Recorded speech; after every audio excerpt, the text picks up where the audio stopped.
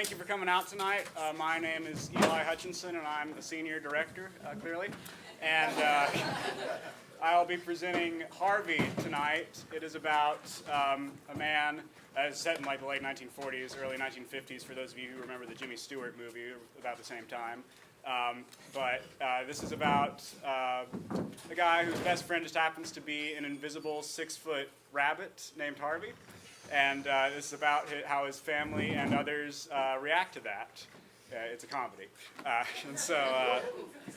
And so before we start, I would just like to thank my entire cast and crew who put in so much effort despite crazy schedules and a bunch of different conflicts and trials we've had to overcome. I'd like to thank my family, my dad, mom, sisters, and grandparents for supporting me.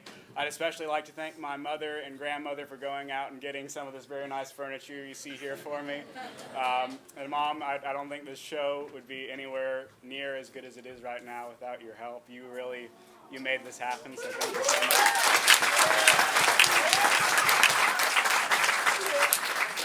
And that's about, also my directors, obviously, for letting me do this show. It's not a bad show or anything, just they had faith in me to do it. And so I think that about wraps it up. Harvey cast, do you feel ready? Yeah! Alrighty then. So without any further ado, let me present to you Harvey.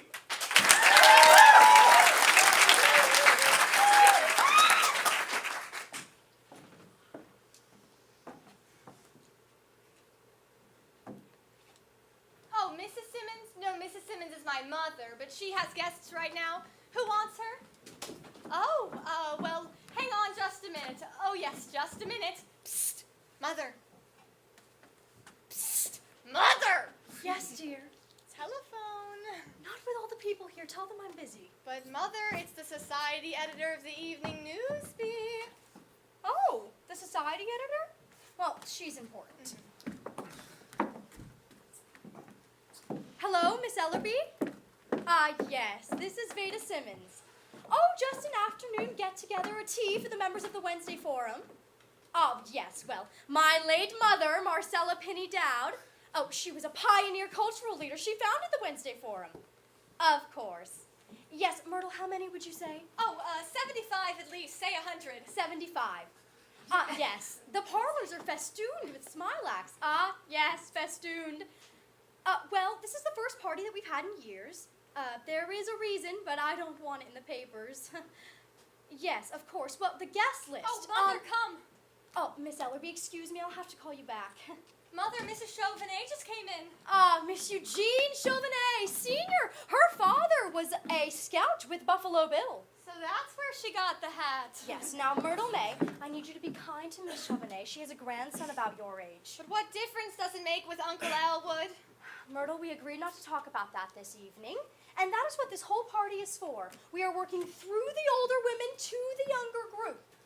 But we can't have anyone here in the evenings, and that's when men come to see you in the evenings. Myrtle, you've got to meet somebody, and that's all there is to it. But if I do, they say, that's Myrtle May Simmons. Her uncle is Elwood P. Dowd, the biggest screwball in town. Elwood P. Dowd and his pal Harvey. Damn Harvey! You said that name! You promised you wouldn't say it, and you said it! Well, I'm sorry, but how do you know that Uncle Elwood won't march right through that door and introduce Harvey to everybody? Myrtle, this is very disappointing.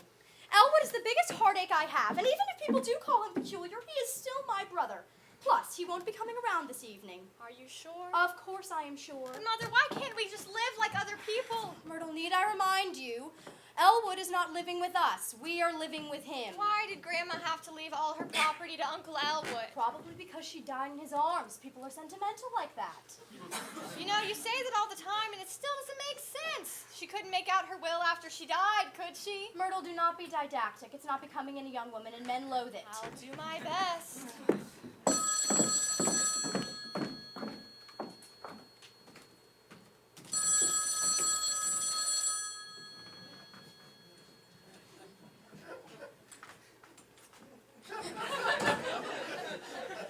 Excuse me for a moment, Harvey. I have to get this.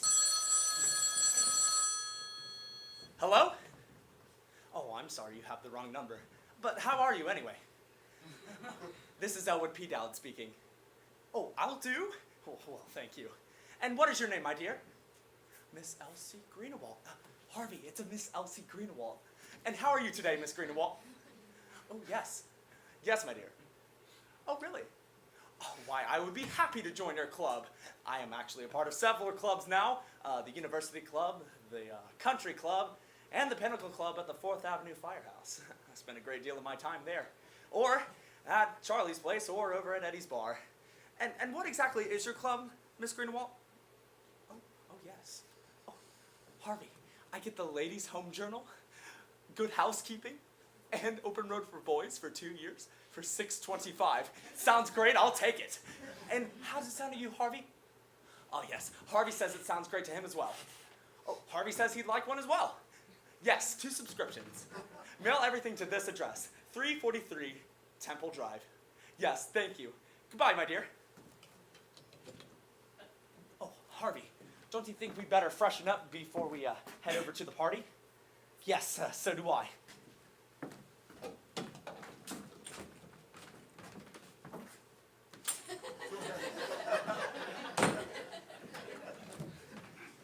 Yes, I can't seem to remember where I put that guest list. Oh, here she is, Mrs. Chauvenet. Here's Mother. Theda Louise Simmons, I thought you were dead. Aunt Ethel, I am certainly very much alive. And this fully grown girl's your daughter. I've known you since you were a baby. I know. What's your name, dear? This is Myrtle May, after the 2 sisters of her father. He's the one who passed. That's what got you confused. Where's Elwood? He's not here. Now, Miss Chauvenet, would you care for some tea? Elwood isn't here. No.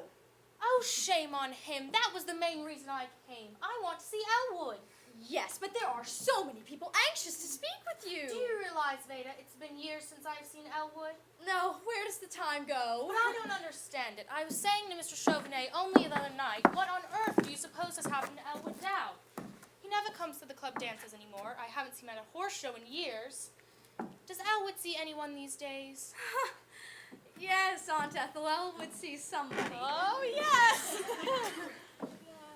Your Uncle Elwood, child, is one of my favorite people, always has been. Yes, I know. Is Elwood happy, Veda? Yes, Elwood is very happy, Aunt Ethel. You mustn't worry about Elwood at all. Now, look, Mrs. Frank Cummings just came in. Don't you want to speak with her? My, but she looks ghastly. Hasn't she failed, though? Oh, you think she looks bad, but you should see him. Is that so? I must have them over. Now, what about tea, Veda? Of course. If you'll forgive me, I'll precede you. Elwood! Elwood, down! Bless your heart. Oh, Aunt Ethel, what a pleasure to find a beautiful woman waiting for me. Elwood, you haven't changed. Aunt Ethel, come along. You mustn't miss the party. Punch if you don't like tea. I do like tea. Stop pulling at me, you two. Elwood, what night next week can you do dinner? Any night at all, Aunt Ethel. I would be delighted. Elwood, some mail came in for you today. I put it up in your room. Oh, did you, Veda? That was nice of you. Oh, and now, Aunt Ethel, I would like to have you meet Harvey. As you can see, he's a puka. Harvey, you've heard me speak of Miss Chauvenet before. Oh, well, we always called her Aunt Ethel. She's one of our oldest and dearest friends. Oh, yes. Uh-huh. Yes, that's right. That's the one. This is the one. He says he would have known you anywhere. Oh, you both look lovely. Come along, Harvey.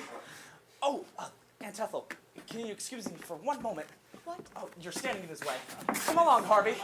Yes, we must say hello to all of our friends. You go right on in. I'll join you in a minute. Oh, Aunt Ethel, I can see you're a little disturbed about Harvey, but please don't be. He stares like that at everyone. But it's his way. But he liked you, I can tell. He liked you very much.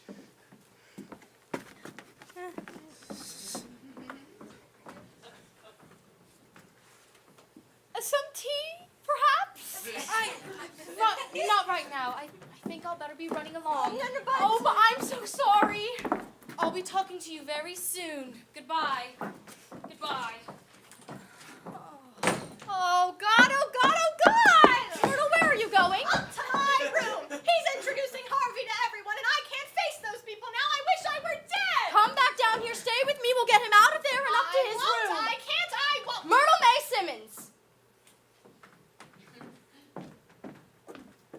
Now, pretend I'm fixing your corsage. Oh, Mother. Will you smile, won't you? I'm smiling, and he's my brother. Mother, people get hit by trucks every day. Why can't something like that happen to Uncle Elwood? Myrtle May! I am ashamed of you. This is not your uncle's fault.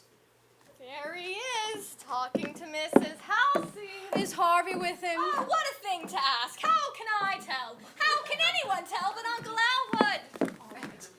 Elwood has disgraced this family for the last time. I'm going to do something that I have never done before. Mother, when you said just now that it wasn't Uncle Elwood's fault, if it's not his fault, then whose is it? Never you mind that. I know whose fault it is.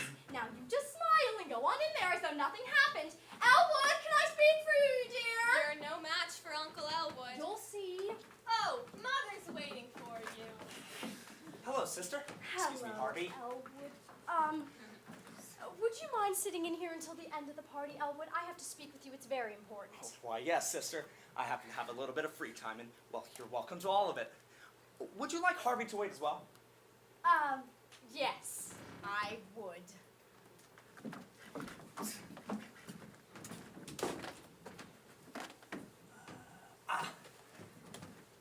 Jane Austen. Oh, come on in, Harvey. Sit down. Veda wanted to speak with us. She said it was important. I think she wants to congratulate us on the impression we made at her party. Now, Jane Austen, Limited, Grosset and Dunlap. The usual acknowledgments. Chapter 1.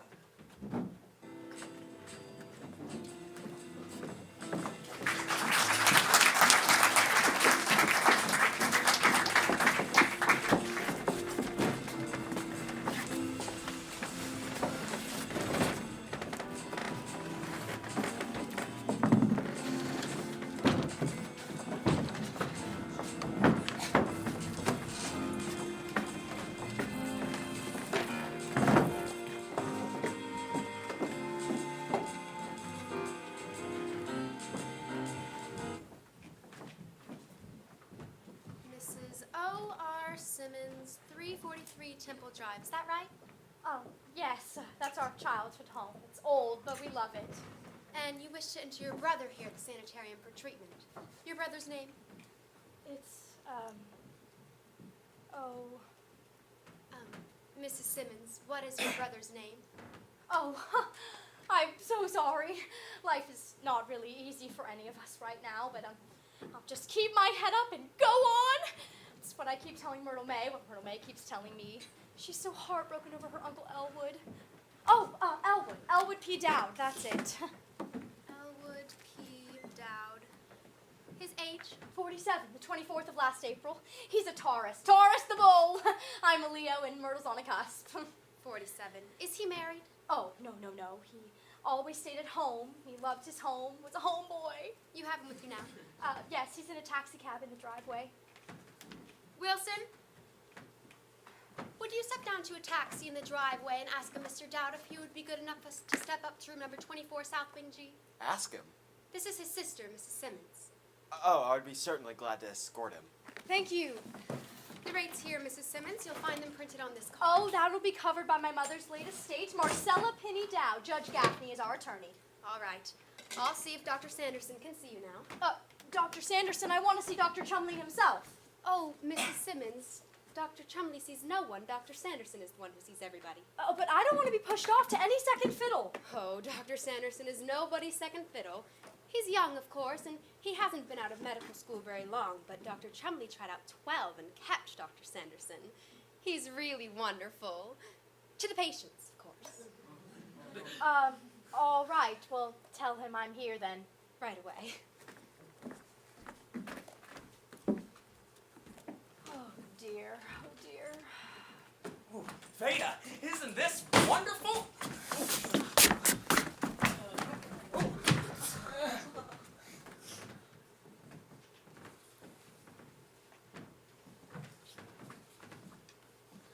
Mrs. Simmons. Oh, goodness, you startled me. Are you Dr. Sanderson? Yes, please sit down. Thank you. I hope you don't think I'm that jumpy all the time. Of course not.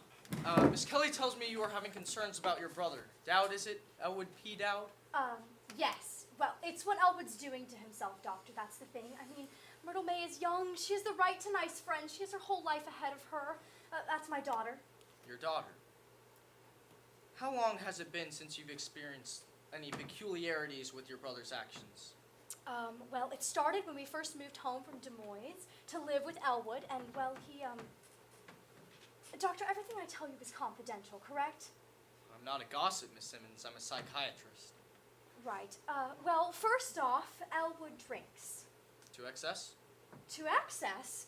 Well, do you call it excess when a man can't go a day without stepping into one of those cheap taverns and associating with all the riffraff and the people that you've never heard of and then bringing them home uninvited and giving them food and money and walking around? In the midst, I'm just trying to get Myrtle started with a nice group of friends. My goodness, if you don't call that excess, then I don't know what excess is. I didn't doubt your statement, Miss Simmons. I merely asked if your brother drinks. Well, yes. He definitely does. And I want him committed out here permanently because I cannot stand one more day of that Harvey. Myrtle May and I have to set a place at the table for Harvey. We have to move over on the sofa to make room for Harvey. We have to answer the telephone when Elwood wants to speak to Harvey. My goodness, and then this afternoon at the party with Miss Chauvenet. Myrtle and I didn't even know about Harvey until we came back to live with Elwood. Don't you think it would have been kind for my mother to write and to tell us about Harvey? Be honest with me, Doctor, don't you? Well, I couldn't answer that question. I could. It would. It would have been nice. Who's this Harvey? He's a rabbit. Perhaps, but just who is he? Some companion? Some person your brother picked up in one of these bars? Doctor, do I have to keep telling you? Harvey is a rabbit. He is a big, white, 6-foot-tall rabbit. Or maybe he's 6 foot and a half. God knows I should know. He's lived with us long enough.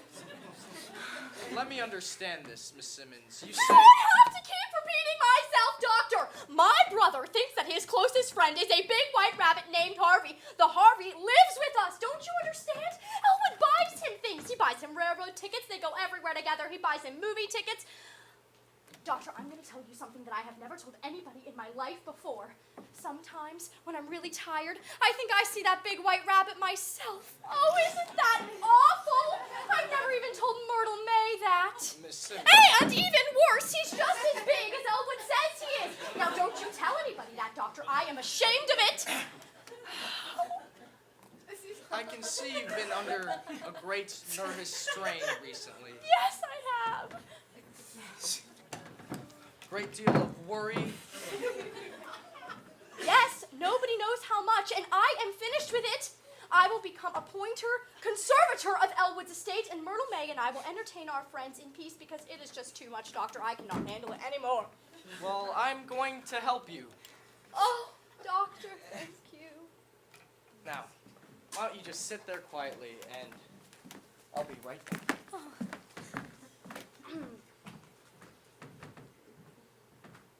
Well, I will just go down to the cab and get Elwood's things. Yep.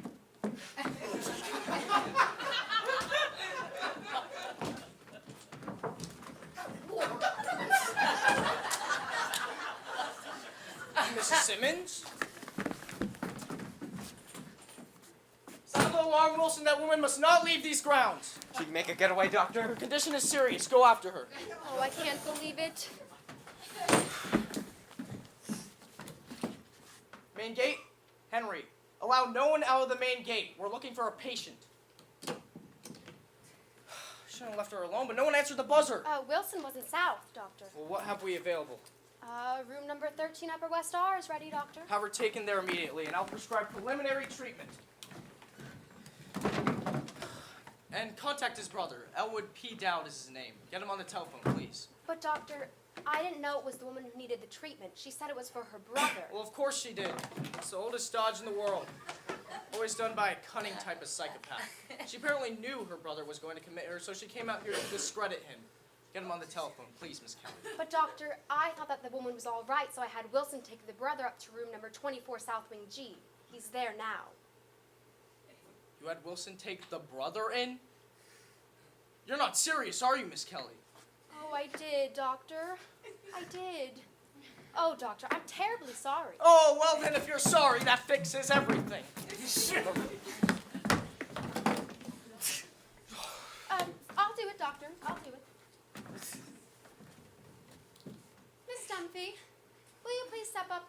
724 South Wing G and ask Mr. Dowd to have his clothes back and Ask him to step down to my office right away. ask him to step down to the office right away. There's been a terrible mistake and Dr. Sanderson wants to explain. Explain. Apologize. Where are you going? We've got to tell the chief about it, Kelly. He may want to handle this himself. But this man Dowd. Just keep him here. I'll be right back. Did you catch her? That Simmons dame, slick as a whistle. She was coming along her little path humming her tune. But I jumped out behind a tree and said, "Sister, there's a man that wants to see you." Should have heard her screaming. She's trouble all right.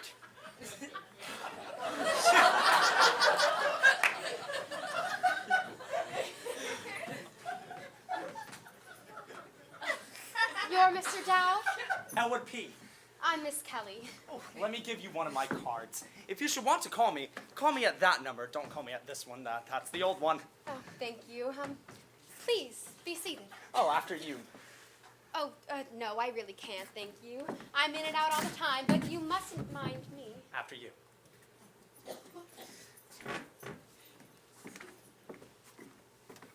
And now, Miss Kelly, I would like to have you meet my very... Oh, Mr. Dowd. Elwood P. Let me give you one of my cards. I'm Dr. Lyman Sanderson. I'm Dr. Chumley's assistant out here. Well, good for you. I'm glad to know you. How are you, doctor? That's going to depend on you, I'm afraid. Will you be seated, please? After Miss Kelly. Sit down, Kelly. Is that chair quite comfortable, Mr. Dowd? Oh, yes, doctor. Would you care to try it? No, thank you. Oh, okay. Now then, Miss Kelly and I have made a mistake here this afternoon, and we'd like to explain it to you. It wasn't Dr. Sanderson's fault, Mr. Dowd. It was mine. A human failing, as I said. We do hope you'll understand. Oh, yes. Yes, these things are often the basis of a long and warm friendship. And the responsibility is, of course, not hers, but mine. Your attitude may be old-fashioned, doctor, but I like it. Now then, if I'd seen your sister first, that would have been an entirely different story. Now, there you surprise me. I think the world and all of Veda, but I suppose she has seen her day. She plunged into a heated tirade on your drinking. That was Veda. She was hysterical. Does your sister drink, Mr. Dowd? Oh, no, doctor, no. I don't believe Veda has ever taken a drink. Well, I'm going to surprise you. I think she has, and does, constantly. I am certainly surprised. But it's not her alcoholism that's going to be the basis for my diagnosis. It was when she began talking so hysterically about this big white rabbit. Harvey, I believe his name was Harvey. Harvey is his name. Well,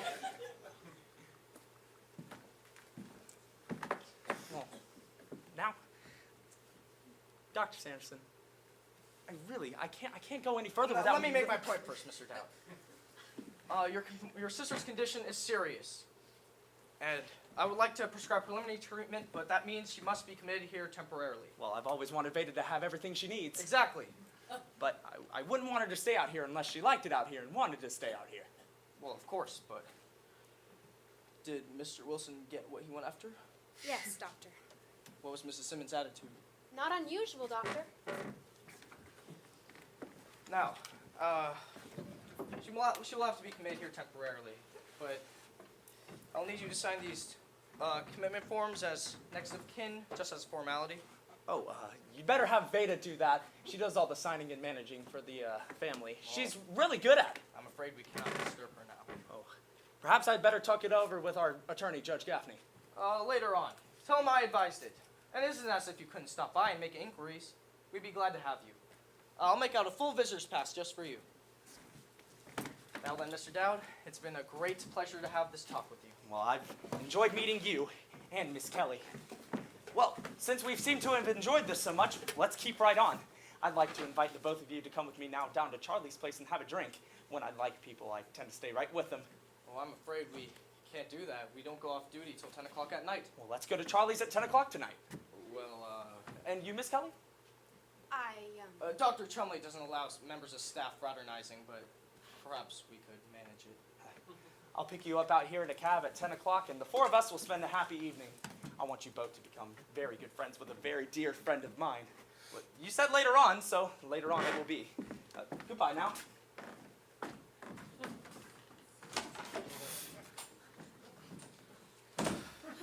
I can breathe again. There's only one thing I don't like about this whole Dow business. What's that? Having to make that date with him.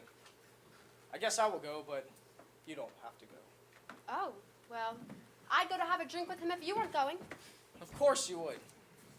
All he does is sit around bars. He doesn't work. Would you let him flatter you? You're a wonderful girl, Kelly. Now let me tell you something. Dr. Sanderson, Miss Kelly, Yes, doctor. has the matter with that Simmons woman been smoothed over? Yes, I talked with her brother. He seemed quite reasonable. Well, I've had many patients in my day, have seen animals. I've never had one seen one quite so big. Yes, I believe she called him Harvey. Harvey, a peculiar name for an animal of any kind. I've known several men in my day named Harvey, but never an animal. This case is an interesting phase to it, doesn't it, Doctor? Yes, doctor. I was just going to go up to check on her. And whose hat and coat is that over there? I don't know. Get me that hat.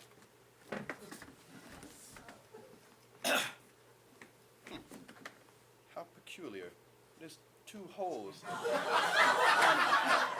that is strange. Some new fad. Put it away. Hang it up. Get it out of here. Hello, Dr. Chumley. Oh, there you are. Look, somebody's gonna have to give me a hand with that Simmons dame. Order a strain injector or something. Well, yes, I was just about to go up there. Let's go check it out. She's in there now. She's in the hydro tub. My God, I left the water running on her! Willie, remember your promise. Oh, hello, Dr. Sanderson. Willie, you haven't forgotten Dr. McClure's cocktail party? You promised them faithfully. Yes, I remember. I just have to go check in on my patient. Oh, well, give a little quick diagnosis, Willie. We don't want to be late to that party. I'm dying to see the inside of that house.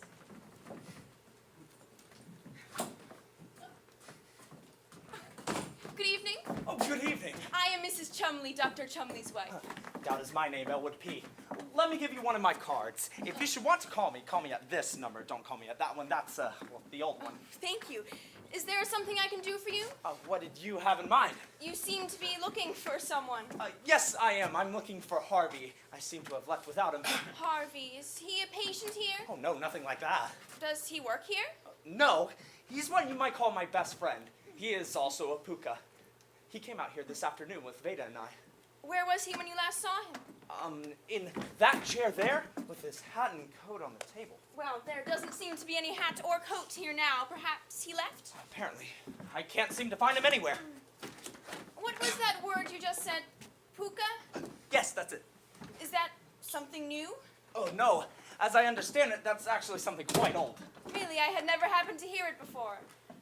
Mrs. Chumley, Yes? did you know that Mrs. Michelini's Aunt Rose is going to drop in on her unexpectedly tonight from Cleveland? Why, no, I didn't. Well, neither does she. I guess that puts you both in the same boat, doesn't it? Well, I don't know anybody named... Mrs. Michelini? Oh, lives next door to us. Wonderful woman. Harvey told me about her Aunt Rose. That's an interesting little news item, and you're perfectly free to pass it around. Well, Would you like to come into town with me now and have a drink? Oh, well, thank you very much, but I am waiting for Dr. Chumley, and if he came down and found me gone, he would be liable to raise hell. He would be irritated. Oh, well, we wouldn't want that, would we? Some other time, perhaps.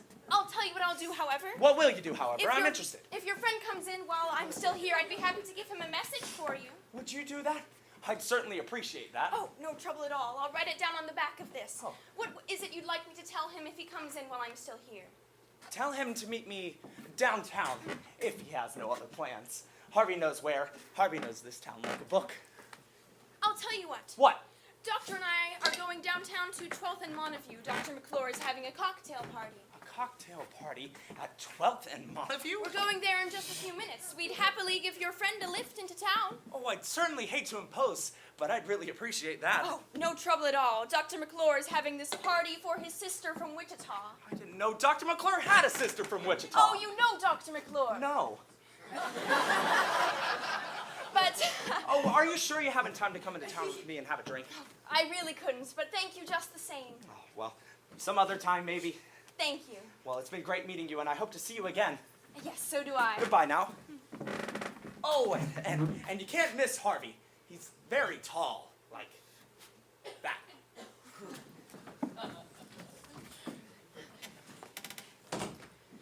That Simmons woman quite uncooperative. She refuses to tell me that this large rabbit is hers, insists it's her brother. Yes. Now, I have to go. You know where to call me. Ready, darling? Yes, Willie. And, oh, Willie, there was a man here, a man named, let me see. Oh, here is his card. Dowd, Elwood P. Dowd. Oh, that is Mrs. Simmons' brother. I gave him full visiting privileges. He was looking for someone, some friend of his. Do you know any of this, Dr. Simmons? I don't know. Did anyone walk in here with Mr. Dowd, Miss Kelly? Not when I saw him, Doctor. He said there was. He said it was some friend of his and that he was sitting right in that chair there with his hat and coat. He seemed quite disappointed. Dr. Sanderson. I told him if we located his friend, we would give him a lift into town. He could ride in the back seat. Was that all right, Willie? Of course, of course. Oh, here it is. I wrote it down on the back of this card. His friend's name was Harvey. Harvey. He didn't give me a last name. He said something Harvey? else about him, Puka, but I didn't quite get what that was. Harvey? How long ago was he here? I don't know. Just a second ago. Well, why are you looking like that, Willie? This man was a very nice, polite man, and he merely asked that we give his friend a lift into town. And if we can't do a favor for someone, then why are we living? Main gate, Henry? Dr. Sanderson? Did a man in a brown suit leave out the main gate a minute ago? He did? He's gone? Dr. Sanderson. I believe your name is Dr. Sanderson, Yes, correct? Doctor. You know that much. You went to medical school, you studied the psychiatry, and you graduated and went forth. But perhaps they neglected to tell you that a rabbit has large pointed ears, and that a hat made for a rabbit would have to be perforated in such a manner to make room for those ears. Mr. Dowd seemed reasonable enough this afternoon. The Doctor. function of a psychiatrist is to tell the difference between those who are reasonable and those who merely talk and act reasonably. Do you realize what you've done to me? You don't answer, I'll tell you. You have permitted a psychotic case to walk off these grounds and roam free with an overgrown white rabbit. Wilson, there you are, I need you. Now I'm going to have to do something I haven't done in 15 years. I will have to go after this man, Elwood P. Dowd. I have to bring him back. And when I do bring him back, your connection with this institution is over as of that moment. Wilson, get the car. Darling, call the McClures and tell them we can't make it. And Kelly, get upstairs and get that woman out of the tub. Yes, Doctor. I'll have to call the cook and tell her we'll be home for dinner. She'll be furious. Wilson, Yes, ma'am. what is a puka? What? A puka. I don't know, Miss Chumley. Oh, I wonder if it is in the encyclopedia here. They have everything here. I wonder if it is a lodge or what it is. Oh, I don't dare stop to do this now. Doctor won't want to find me still here when he comes down. He'll raise... oh dear. Kuka.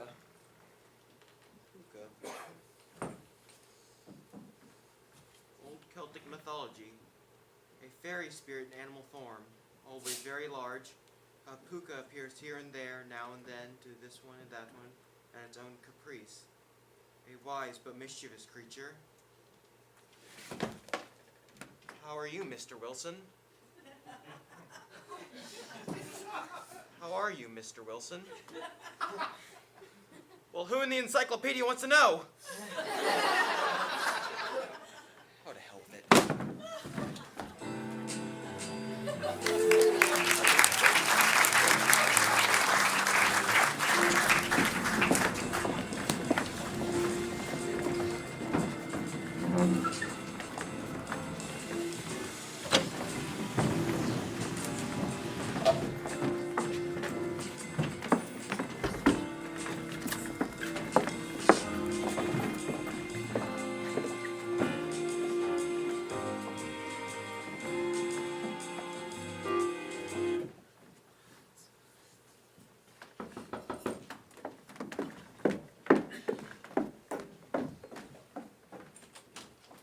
Well, where is she? Oh, why, Judge Gaffney, whom do you mean? Sit down, won't you? I mean your mother. Where is Veda Louise? Why, Judge Gaffney, you know where she is. She took Uncle Elwood out to the sanitarium. Well, I know that, but why was I called to the club with a lot of hysteria? Couldn't even get what she was talking about. Carrying on something fierce. Well, that's odd. She took Uncle Elwood out to the sanitarium. All she had to do was put him in. But now that Uncle Elwood is locked up, Mother controls this property, doesn't she? Well, where is your mother? I don't know. I simply don't know. Do you have the deed to this house, Judge? Certainly, it's in my safe. Myrtle, I feel pretty bad about this whole thing of locking Elwood up. Mother and I will be able to take a long trip now, out to Pasadena. I always liked that boy. He could have been anything, done anything, made a place for himself among this community. And all he did was get a big rabbit. Yes, there was always something strange about Elwood. Oh, I don't doubt that. Yes, he always took any change so calmly. I used to admire it. I should have been suspicious. Take your average man looking up and seeing a big white rabbit, he'd do something about it. But not Elwood. No, he took that calmly too, and look where it got him. Listen, you don't dream about how overboard he's gone on this whole rabbit Oh, thing. yes, I do. He's had that rabbit in my office many's a time. I'm old, but I don't miss much. What's that noise? The prospective buyer on the 3rd floor.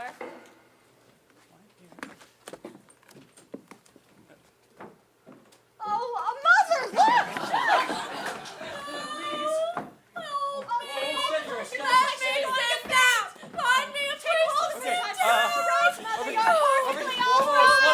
Slow her down, hurry. Just sit me down! Here.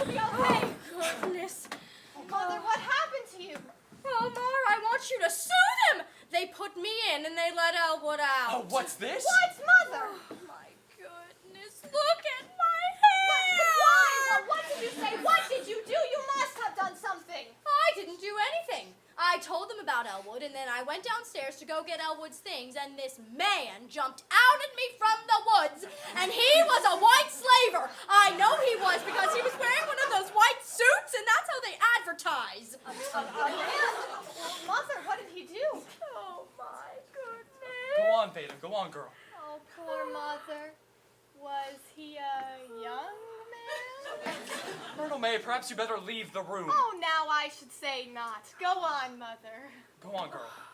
Well, he took me in, and, well, he tore my clothes Oh, off. did you hear that, Judge? Did you hear that? Oh, Go my on. God, I'll sue them for this! And then he took me and, well, he dumped me in a tub of water. Oh, for heaven's sake. Judge, I always thought that what you were showed on your face. I mean, can you believe it, Judge? Can you believe it, Myrtle? I mean, he took me in there, and he jumped out at me, and he started attacking me, but I fought him, because I always told you that I was fight him. Didn't I always say that, Oh, Myrtle? she always said that, Judge. That's what Mother always told me to do. And then he took me in there, and he started treating me like I was a... What? Well, like I was a crazy woman, but he did that just for spite. Well, I'll be damned. My goodness, and then all these doctors came in and they started asking me all these questions about sex urges and all that filthy stuff. My goodness, that place needs to be cleaned out. Omar, you need to get your assistants up there, and they need to clean that place out. Myrtle, I don't want you ever going there, ever. Do you hear me? My goodness, Omar, you need to sue them. Oh, I will, girl. By God, I will. If Chumley thinks he can run an unsavory place like this on the outskirts of town, he'll be publicly chastised. By God, I'll run him out of the state. Is that all those doctors think about, Judge? Is sex? I don't know. Because if it is, they ought to be ashamed of themselves. It's all in their head anyway. Why don't they just go out on long walks in the fresh air? Judge Gaffney used to walk everywhere. Isn't that right, Judge? Now, let me take some notes on this. You said these two doctors came up to talk to you. Dr. Chumley and, what was the other doctor's name? Sanderson. But don't you believe anything he says, Judge, because he's a liar. He has those close set eyes. They're always liars. Oh. And then I told him something in the strictest confidence, and he blabbed it. Well, what did you tell him, Mother? Oh, it doesn't even matter. I don't want to talk about it anymore. I want you to sue them, and I want to get up to my own bed. Oh, anything you told this Dr. Sanderson, you can tell us. I'm your lawyer, and this is your daughter. I know which is which. I told you that I don't want to talk about it anymore. You need to sue them. Oh, my goodness. But, Mother, this is the important thing anyway. Where is Uncle Elwood? How should I know? They let him go. What is that noise? Oh, I found a buyer for the house. What? Oh, listen, Mother, listen.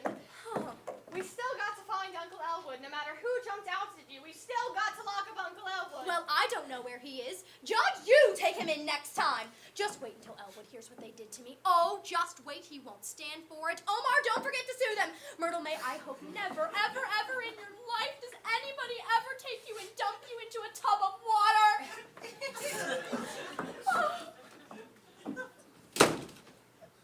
See, Mother muffed everything. The thing for me to do is take some more notes. It's all Uncle Elwood's fault.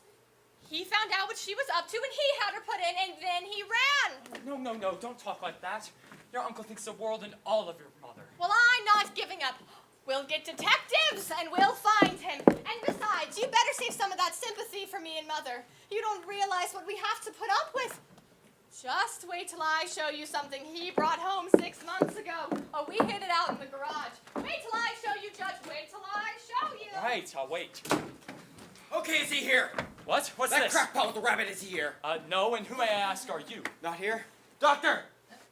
Okay, Dr. Chumley's coming in. Anyway, what's your name? Judge Gaffney.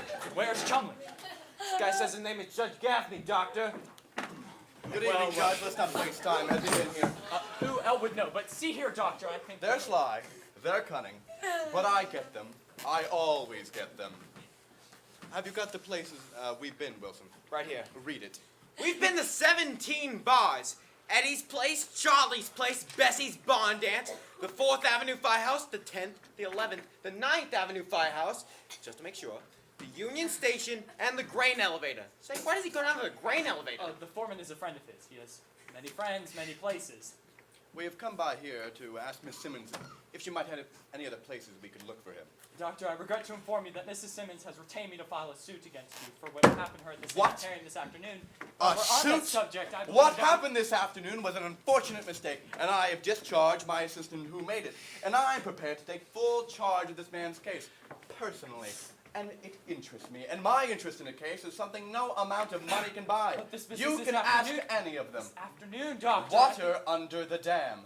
I see this thing this way. The important item now is to get this man back to the sanitarium where he belongs. That's right, Judge. That's just what I think. May I introduce to you Mrs. Myrtle Simmons, Mr. Dowd's niece, Mrs. Simmons' daughter. How do you do, Dr. Chumley? How do you do, Miss Simmons? I am Myrtle. What? Oh. Let me talk to Mrs. Simmons. Oh, Mother won't come down. I know she won't. You try to get her to talk to him, But Judge. see here, your mother was manhandled. She was... God knows what she was. The man's approach to her was not professional. It was personal. Wilson, this is a serious charge. Dr. Chumley, I've worked for you for 10 years. Are you gonna believe the word of this old... What's your name again? Gaffney. Judge Omar Gaffney. Thank you. Are you gonna believe the word of this old Blister Gaffney? Wilson! Me and his dame who sees rabbits. It's not Mrs. Simmons who sees the rabbit. It's her brother. Yes, it's Uncle Elwood. Doctor, if you come with me... Very well. I have important business here. Wait for me. Okay, Doctor.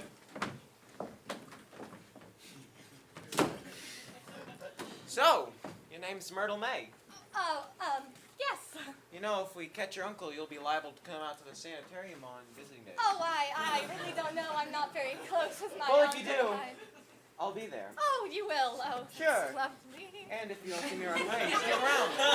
I'll show up. Oh, you will. That's... Sure, you heard Dr. Chumley tell me to wait. Yes. Yes, sir. You're all right, Myrtle. Oh, what?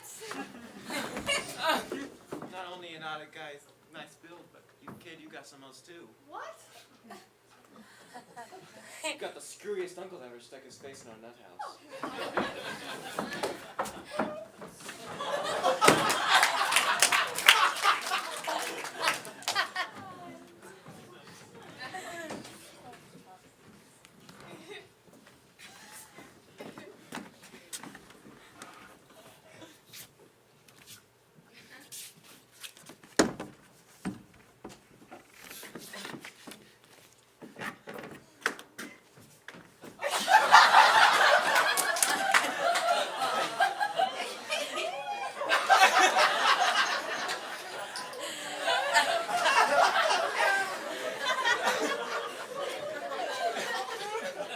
That's a good one.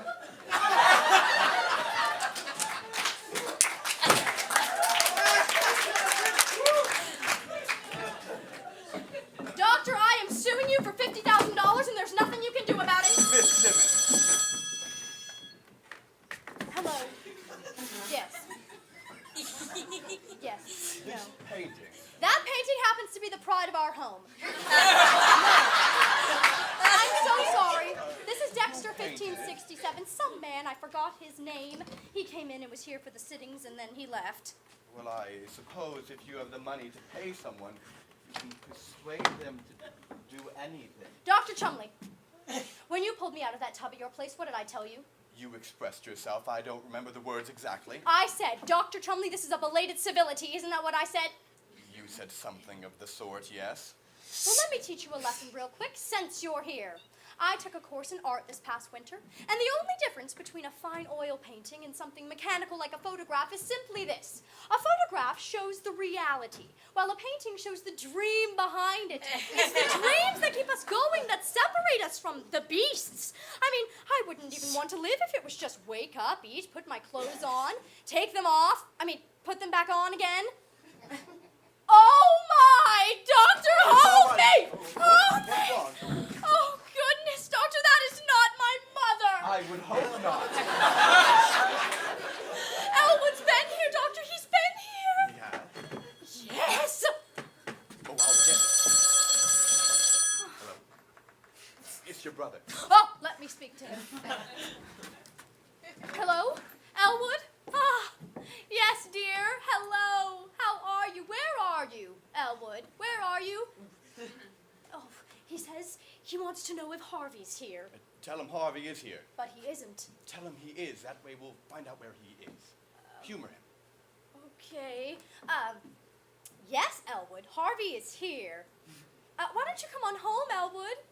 Oh. It won't work. He says he wants Harvey to come to the telephone. Tell him Harvey's in the bathtub. The bathtub? The bathtub, so we can't come down right now.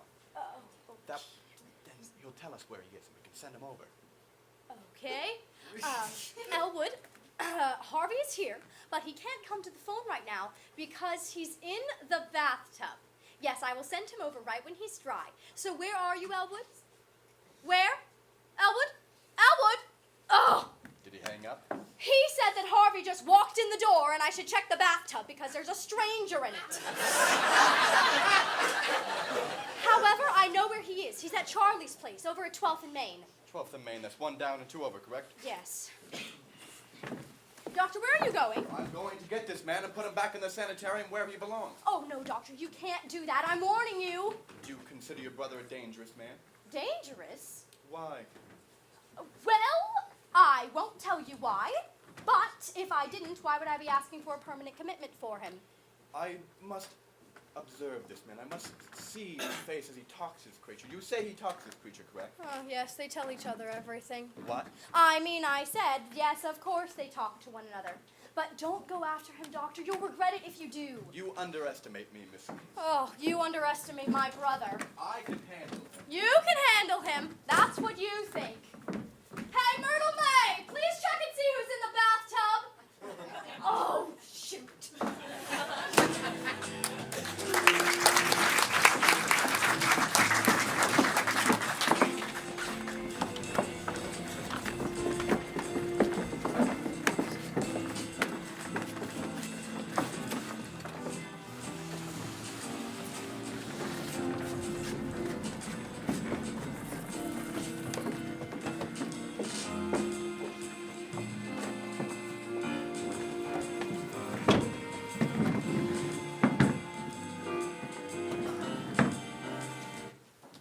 All right.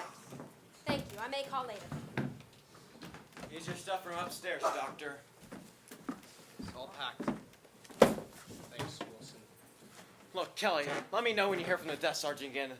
Dr. Chumley should have known not to go after that psychopath without me.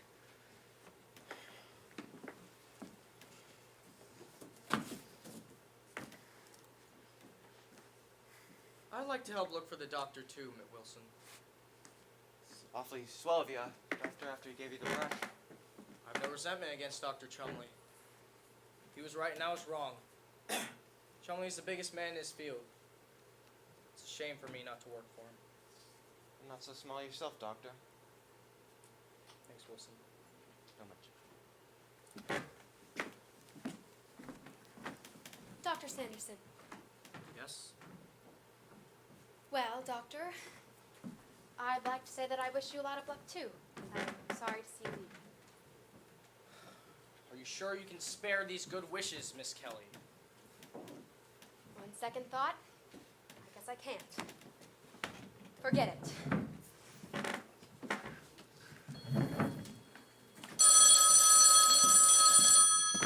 Chumley's Rest? Yes, Sergeant. No accident report on him either in town or in the suburbs. Look, Sergeant, maybe we better just think... Oh, never mind, Sergeant. They're here now. Mr. Dowd. Good evening, my dear. Did Dr. Chumley go upstairs? Not knowing I cannot state. Where's Dr. Sanderson? I don't know. Mr. Dowd, How's it going? where's Dr. Chumley? Well, I don't know. If I have a cab outside, if it's okay for you and Miss Kelly to get away now. Just a minute, Dowd. The situation has changed since we have last spoken. But I urge you to have no resentments against Dr. Chumley. He is your friend. He merely wants to help you. Well, that's nice, and I'm his. Just relax. Just take a seat. Well, I'd be glad to if there was one here.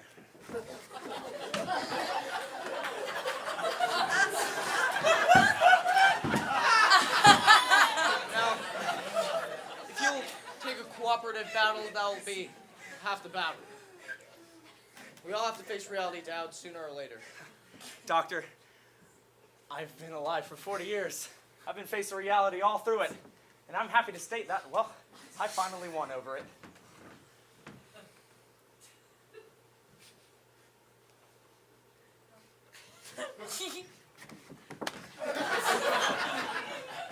There you are. Oh, well, there must be some mistake. I had a date out here with Dr. Sanderson and Miss Kelly. We were going out for a drink. Oh, I would be happy to have you join us, Mr. Wilson. Wilson. Oh, they have a lovely floor show. Yeah, well, we have a lovely floor show. Upstairs, buddy. Just a minute, Wilson. Where did you say Dr. Chumley went, Mr. Dowd? Not knowing I cannot state. You mean the doctor hasn't shown up yet? Not yet. Where is he? Well, that's what we're trying to find out. Mr. Dowd came in here by himself. Oh, did he, eh? Listen, you better talk faster. I'm gonna work you over. Just a minute. Dr. Chumley went into town to pick you up. That was 4 hours ago. Where has the evening gone to? Listen to that smart, eh? Dr. Chumley did come. You did see Dr. Chumley. Yes, I did. I saw him in Charlie's place at around dinner time. It's a cozy spot. Oh, let's all go there and talk it over with a tall one. We're going nowhere. Now you better button up your lip and give me some straight answers. Now, what you suggest is impossible. You suggest that I button up my lip and give you some straight answers. It can't be done. Let me handle this, Wilson. Fine, just find out where the doctor is. Dr. Chumley did come into Charlie's place, you say? Yes, and I was very glad to see him. Go on. Well, naturally, the proprietor brought him over and left him. We exchanged the conventional greetings. I said, how do you do, Dr. Chumley? And he said, well, how do you do, Mr. Dowd? I believe we said that at least once. Okay. I'm just trying to be factual. And then I introduced him to Harvey. A white rabbit, 6 feet tall. 6 feet! 6 feet 1.5. Okay, I'm done playing around. You two listen to this story while the doctor's probably dying in some ditch right now. Oh, well, if that was his plan for the evening, he surely didn't tell me. Go on, Dowd. Well, Harvey then suggested I buy him a drink. Knowing that he doesn't like to drink alone, I suggested to Dr. Chumley that we join him. And then? Well, we joined him. Go on. So we joined him again. And then? We kept right on joining him. Oh, skip all the joining! Well, you're asking me to skip a considerable portion of the evening. Just tell us where the doctor is. Come on, please. Well, Dr. Chumley then urged Harvey to go with him to Blondie's Chicken Inn, but Harvey wanted to go to Eddie's instead. And while they were arguing about it, I went over to buy another drink, and when I came back, they were gone. Where'd they go? I mean, the doctor. I don't know. I had a date out here with Dr. Sanderson and Miss Kelly, and I came out here to pick them up, hoping that later on we might run into the doctor and Harvey and make a party of it. So you got your story. You set? Well, we know you're lying. You've done something to the doctor, and I'm gonna find out what it is. Don't touch him, Wilson. Maybe he isn't lying, Wilson. Well, this guy is a bunch of lies, talking about the doctor talking to a big white rabbit. Do you two really believe him? Do you? Well, maybe Dr. Chumley did go to Charlie's place. I suppose he was talking to a big white rabbit. And why not? Harvey was there. At first, Dr. Chumley was a little frightened of Harvey, but that gave way to admiration as the evening wore on. Oh, the evening wore on. That's a nice expression. With your permission, I'll use it again.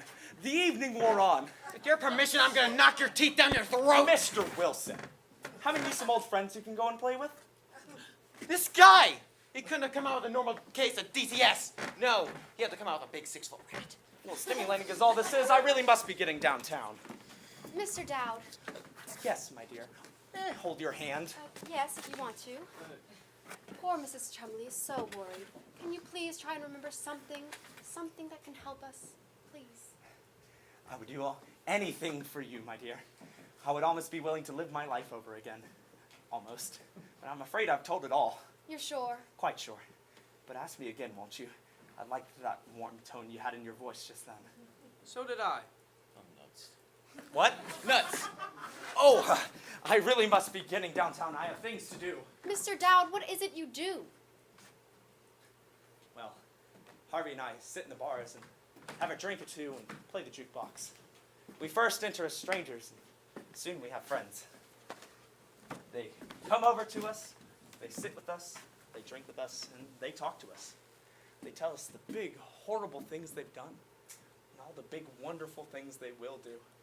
Their hopes, their regrets, their loves, their hates, all very large because nobody ever brings anything small into a bar. And then I introduce them to Harvey. And he's bigger and grander than anything they could offer me. And when they leave impressed. Although the same people seldom come back. But that's envy, my dear. There's a little bit of envy in the best of us. Too bad, isn't it? How did you happen to call him Harvey? Well, Harvey is his name. But how do you know that? See, that was a rather interesting coincidence, Doctor. One night in the early evening, I was walking along Fairfax Street between 18th and 19th. Oh, you know that block? Yes.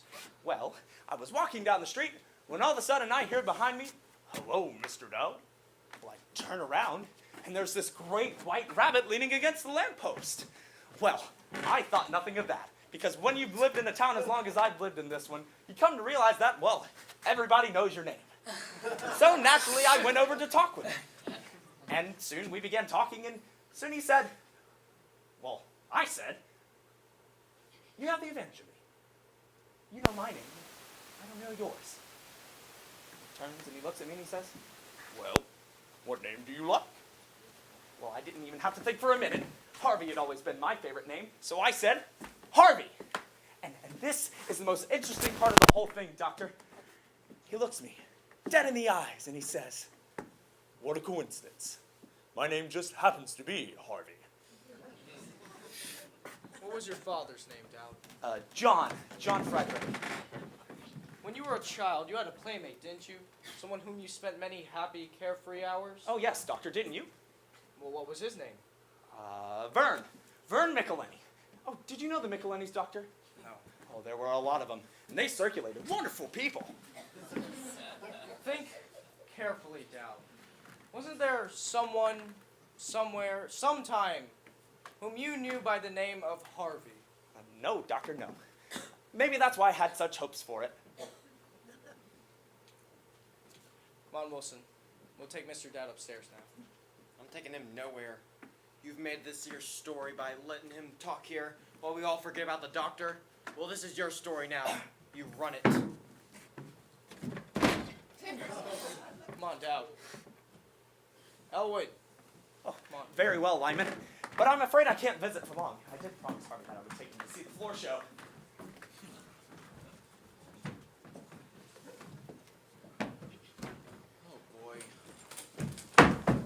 Dr. Chumley, are you all right? All right, of course, my right. Lock the door. I'm being followed. Who's following you? None of your business.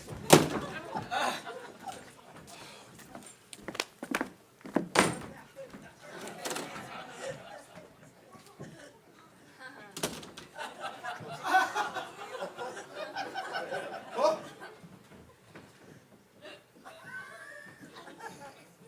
Wilson! Open the door, Wilson! Dr. Chumley, I just saw you here. I jumped out through my window. Don't leave me. No, doctor. Get that man down out of here. Yes, doctor. No, don't leave me. But you just said. Dumpy on the telephone. Yes, doctor. Dumpy, give me that guy Dowd and his clothes down here right away.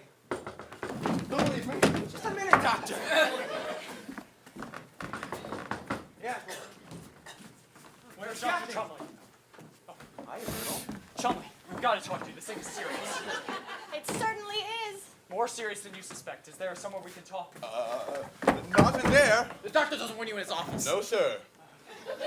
All right, then sit down, Dr. Chumley. Sit down, Myrtle May. Sit down, Dr. Chumley. Sit down, Myrtle May. Wilson, don't go. Now, then, Dr. Chumley, has it ever occurred to you that there might possibly be something like Harvey? Of course there isn't. And anyone who thinks so is crazy. Well, don't look at me like that. There's nothing funny about me. I'm like my father's family. They're all dead. Now, then my client, the plaintiff, Mrs. Veda Louise Simmons, swears under oath that on the morning of November 2nd, while standing in the kitchen of her home, hearing her name called, turned and saw a great white rabbit, Harvey. He was staring at her. Resenting the intrusion, the plaintiff made certain remarks and drove the creature from the home. He went. What did she say to him? The remarks are not important. She was emphatic. I want to know what she said to him to get her out of her sanitary, her home. I hate to have you tell him, Judge, but it isn't a bit like Mother. Well, she exclaimed, in the heat of anger, "To hell with you!" To hell with you! And he left. Yes, he left. But that's besides the point. The point is it perjury or is it something we can cope with? I ask for your opinion. Oh, Miss Kelly, I've been looking all over for you. Dr. Sanderson, disregard what I said this afternoon. You're an astute young man. I want you on my staff. Oh, Lyman, did you hear? Oh, honey!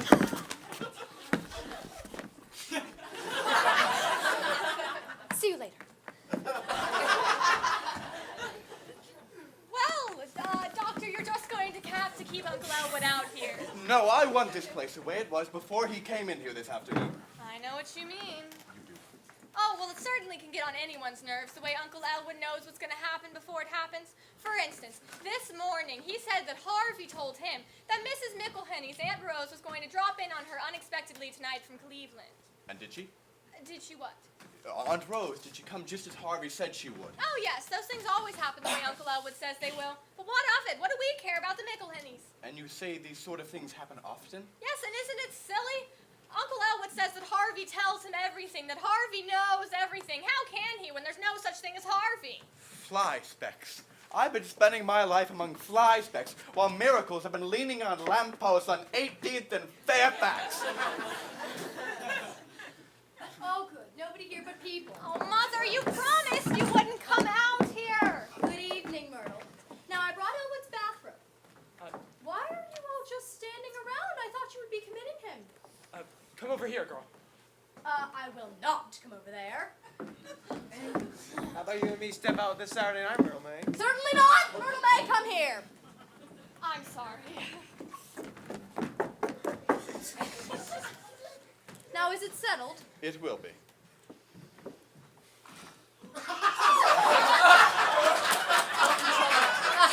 May I give an opinion?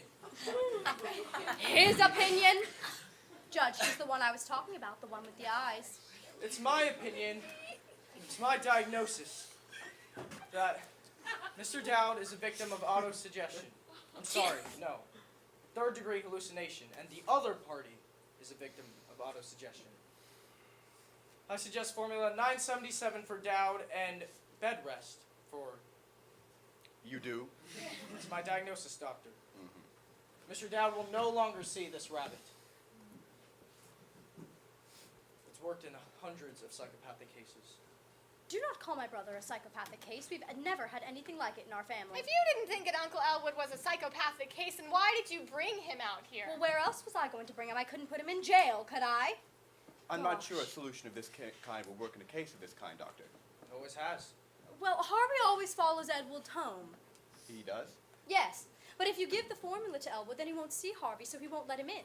And then when he comes to the door, I will deal with Mother, him. won't you stop talking about Harvey as if there was such a thing? Oh, Myrtle, you have so much to learn. I hope you never learn it.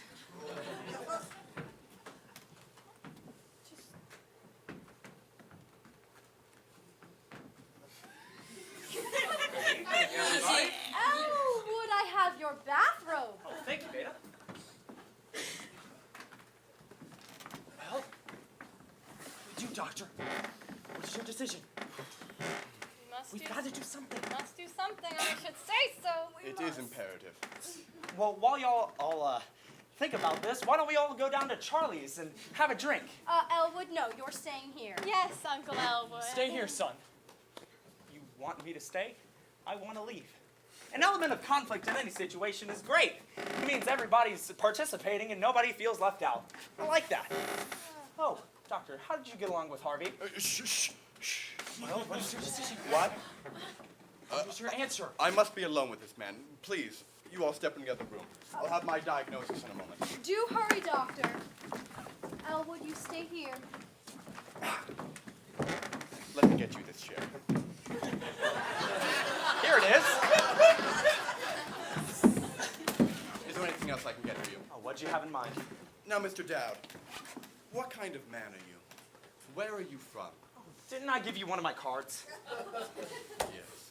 Where on the face of this tired old earth did you ever find something like him? Harvey the Puka?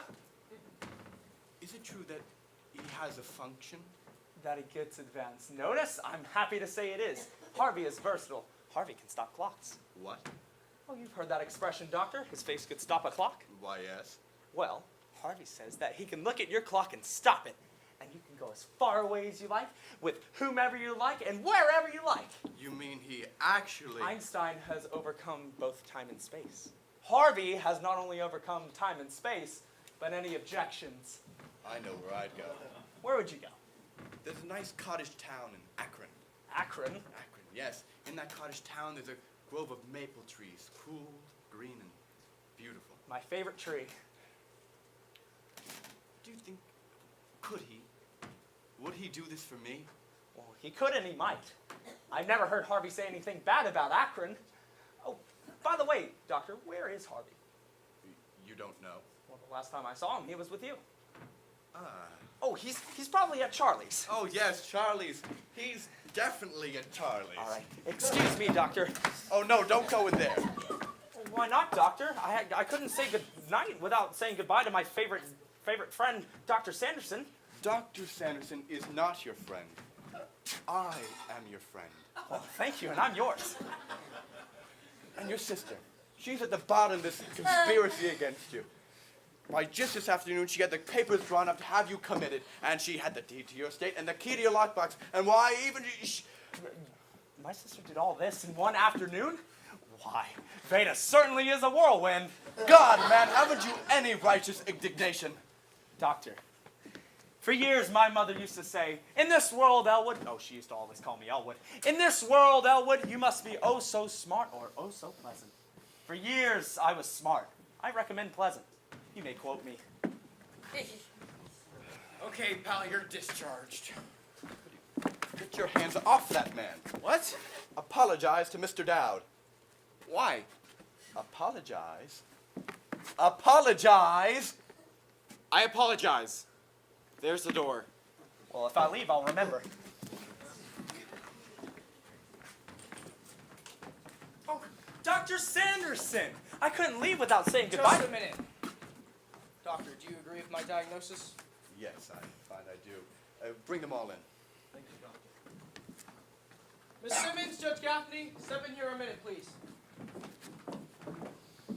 Is it settled? Yes, I find I concur with Dr. Sanderson. Thank you, Doctor. Oh, what a relief. That's good wonderful. boy. Oh, well, let's all celebrate. I got some new bars listed on this sheet of paper. We got Bessie's Barn Dance. This injection Blonde carries a Chicken violent Inn, reaction. uh, We need Better his Late consent Than given. Never. Will he, Of course, if I ask him. and to give Also, up this routed Charlie's I doubt Place. Don't ask him, just give it to him. Bessie's Barn Dance. We'll go to Bessie's Barn Dance. Elwood? We should telephone for a table. How many of us will there be, Veda? Oh, Elwood.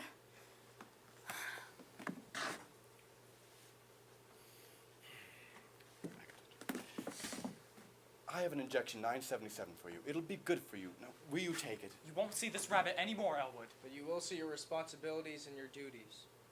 Well, Doctor, I'm sure if you came up with it, it must be a swell thing. And if I happen to meet anybody that needs it, I'll be glad to recommend it. But as for me, I wouldn't prefer it. Do you see this, Doctor? Do you see this, Judge? This is what we have to put up with. Veda, do you want me to take this? Elwood, I'm only thinking of you. I want what's best for you. You're my brother, and I've known you for years. Harvey doesn't know anything about you. He doesn't want what's best for you. He's making a fool out of you, Elwood. Don't be a fool. Oh, I won't. Well, I mean, you could amount to something, Elwood. You could be sitting out on the Western Slope waterboard right now if you just go ask. Oh, Veda, if that's what you want, I'll go over with Harvey and tell them and ask them tomorrow. Tomorrow? I don't want to see you tomorrow if we have to put up with that Harvey anymore. Myrtle May and I don't have a social life. Our friends don't come over anymore. Gosh, we don't have a life at all, and we'd rather be dead. Maybe you don't care, though. I've always wanted Veda to have everything she wanted. Are you sure, Veda? Very well. I'll take it. Where do I go? Dr. Sanderson's office. How long will this take, Doctor? Just a few minutes. Why don't you wait? Say goodbye to the old fellow for me, would you?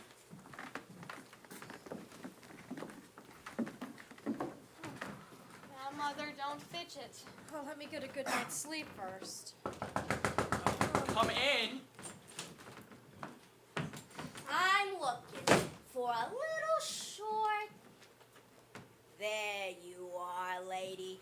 You jumped right out of my cab without paying me. Oh, I'm so sorry. I must have forgotten. How much is it? All the way from out of town? $2.75. $2.75? My goodness. I could have sworn I put my coin purse in here. Myrtle, do you have any money? I spent that money Uncle Elwood gave me for my new hairdo at the party. Judge, do you have $2.75 I can give this woman? Sorry, nothing but checks. We don't take checks. I know. Dr. Chumley, do you have $2.75 I can pay the cab driver? I don't have my wallet, and I'm not planning to go get it. I have to get on with this injection. I'll get it to you from my brother, but he's back there right now, so you'll have to wait. You're gonna get me my money from your brother, who's in there. Better get that stuff they shoot out here. I want my money now. No, I just told you it would be but a few minutes. I want you to drive us back to town anyway.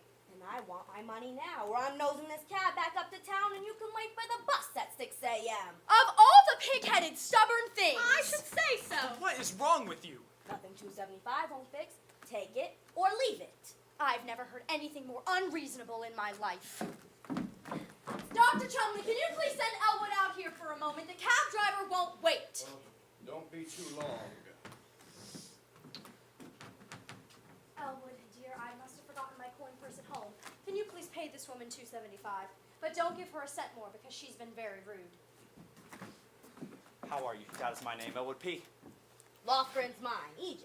Have you lived around here long, Miss Loughran? I've lived here my whole life. Been driving Apex cabs nearly 15 years. She's been driving for Apex Cabs for nearly 15 years. Isn't that interesting, Veda? Well, let me give you one of my cards. If you should want to call me at this number. Don't call me at that one. That's the old one. Oh, I actually need this. Here's another one. Well, my lovely little niece here and my sister and I all live at this address right here. We'd be glad to have you in for dinner sometime. Well, sure, I'd be glad to. When would you be glad to? I couldn't come any day but Tuesday. I'm on duty for the rest of the week. Well, then you must come Tuesday. We'll expect you and we'll be delighted to have you. Won't we, Veda? Elwood, I'm sure this woman has plenty of her own friends. Veda, one can't have too many friends. Well, don't keep Dr. Chumley waiting, Elwood. It's rude. Of course. Here you go. Keep the change. Well, we'll expect you on Tuesday and we'll be so happy to see you. Excuse me. Sure. Sweet guy. Certainly. You could have just as well have waited. Oh, no, lady. I've been driving this route nearly 15 years. I brought him here and I brought him back. It changes him. Well, I certainly hope so. And you ain't kidding. On the way here, we'll sit and watch the birds and look at sunsets. Sometimes we'll watch the birds when there ain't no birds. Look at sunsets when it's raining. Oh, and they give me a big tip. But afterwards, What do you mean afterwards? they crab. Crab, crab, crab. They yell at me to watch the intersections, watch the brakes, and to hurry up. They got no faith in me or the cab or the same route that we're driving on. And I get no tips. My brother would have tipped you anyway. He's very generous. He always has been. Not after this, he won't be, lady. After this, he'll be a perfectly normal human being.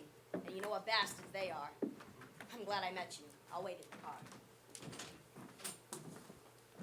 Oh, Judge, did you hear that? Oh, Myrtle! Elwood, come out of there! Stop it!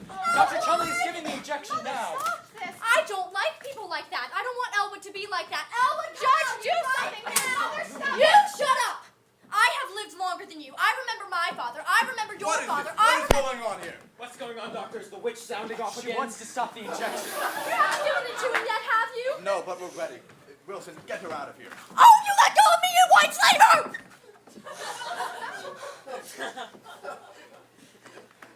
Calm down, okay? He needs the injection. He needs to be back to reality. This rabbit needs to be gone. And what does it matter to you if we live with Harvey? If Myrtle May and I want to live with Harvey, then it doesn't matter to you is the answer to that. And you don't even have to come around, because it's our business. Elwood? Oh, Elwood! There, Veda. Veda's all tired out. She's done a lot today. Have it your own way. I'm not giving up my game at the club again, no matter how big the animal is. Oh, come on, Elwood. Let's get out of this place. I hate it and I wish I'd never seen it. But see here. It's whatever Veda says, Doctor. Oh my goodness, look at that. My coin purse was in here the entire time. I could have paid that cab driver myself. Harvey. Oh! Myrtle May, come along. Elwood, let's go. Goodbye, Dr. Chumley. Goodbye, Mr. Wilson. Come along, Elwood. Doctor, for years I've known what my family thinks of Harvey. But I've often wondered what Harvey's family thinks of me. There you are! Oh, I have been looking. Oh, Doctor, it's Harvey. Can you watch out for a second? You're in his way. Come on, Harvey. Yes, come along. Oh, I have been looking all over for you.